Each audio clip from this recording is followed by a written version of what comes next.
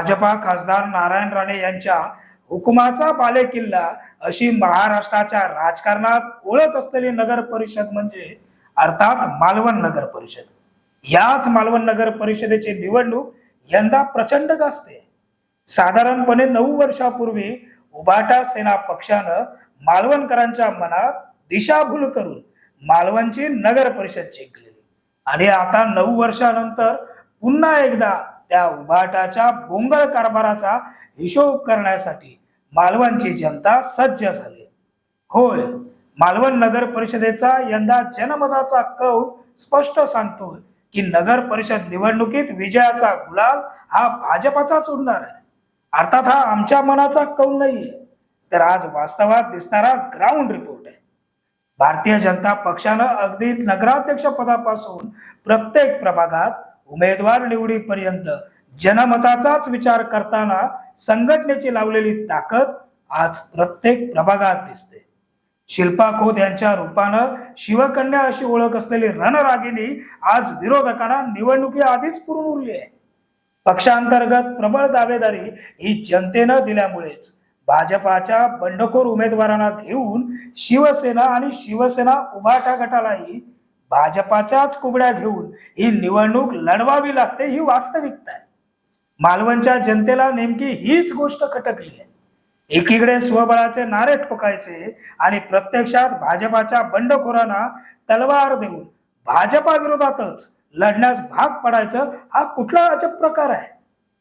नमस्कार, मी साईनाथ गावकर आपणा सर्वांचं कोकणशाहीच्या सत्ता सूत्रधार मध्ये स्वागत करतो।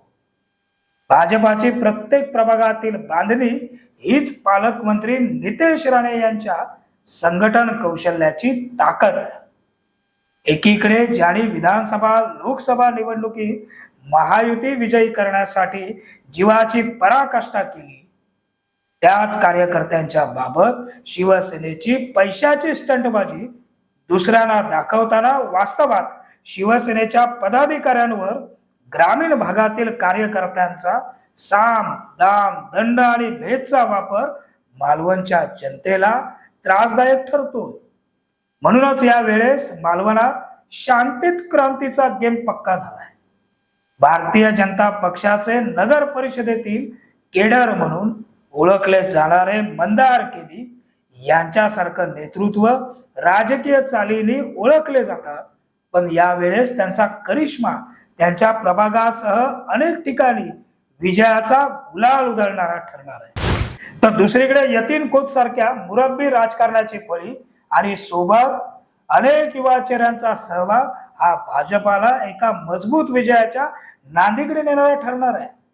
भाजपाचे जिल्हाध्यक्ष प्रभाकर सावंत आणि त्यांच्या टीमनं मालवणात केलेली मोर्चे बांधणी यावेळी मालवणचं वारं बदलणारी ठरेल असा कयास राजकीय विश्लेषकांकडून व्यक्त होतो।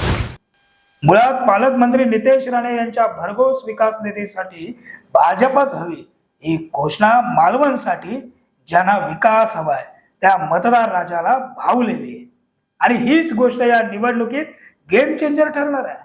अर्थात जिल्ह्यातील सावंतवाडी, वेंगुर्ला आणि कणकवली या निवडणुकीत कमळ उगवत असताना मालवणही त्याला अपवाद कसं राहील म्हणा। पाहूया 3 तारीखला नेमकं काय काय समोर येत आहे।